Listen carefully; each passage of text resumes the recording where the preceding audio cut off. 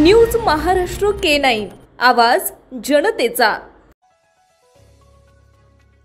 शहर भाजपाला नेमका कोणाचा विकास करायचा आहे? देशात आणि राज्यात भारतीय जनता पार्टीची निर्विवाद सत्ता आहे। सातारा शहरात नगरपालिकेवर भाजपचे खासदार उदयनराजे भोसले यांच्या सातारा विकास आघाडीची सत्ता आहे, तर विरोधी नगर विकास आघाडीचे नेते सार्वजनिक बांधकाम मंत्री शिवेंद्रराजे हेही भाजपचे आमदार आणि मंत्री आहेत।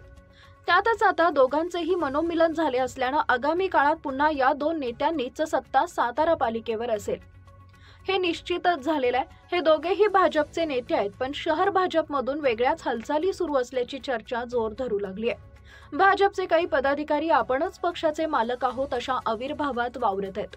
मागील काही काळाचा इतिहास तर खूप विचित्र होता।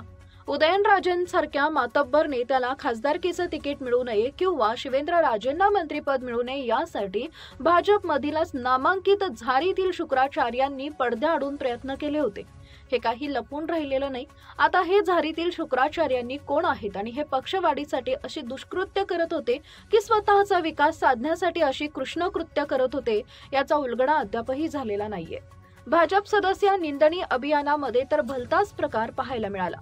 सातारा शहरात होणाऱ्या सदस्य नोंदणीचं श्रेय आपल्यालाच मिळालं पाहिजे आणि आपल्यापेक्षा दुसरा कुणीही पदाधिकारी कार्यकर्ता मोठा झाला नाही पाहिजे या उद्देशाने काहींनी दुसऱ्या पदाधिकाऱ्यांनी घेतलेल्या सदस्य नोंदणी अभियानाला जायचं नाही असं फरमान इतर पदाधिकारी व कार्यकर्त्यांना बजावल्याची ही चर्चा मध्यंतरी रंगली होती।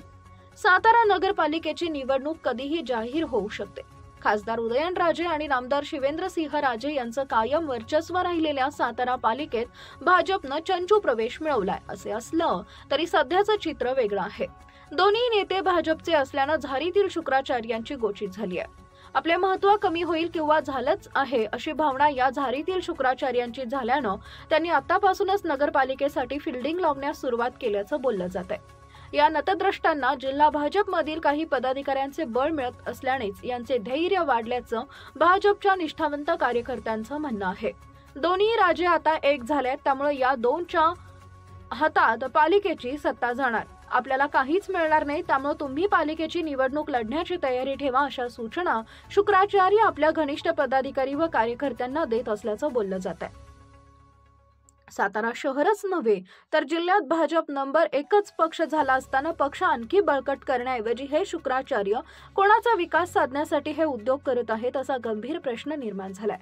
अशा स्वार्थी, मतलबी आणि कारस्थानी पदाधिकाऱ्यांना खड्यासारखं दूर करून पक्षाचं नुकसान टाळण्यासाठी दोन्ही नेत्यांनी लक्ष घालावे अशी इच्छा निष्ठावंत पदाधिकारी आणि कार्यकर्त्यांमधून व्यक्त होऊ लागली आहे।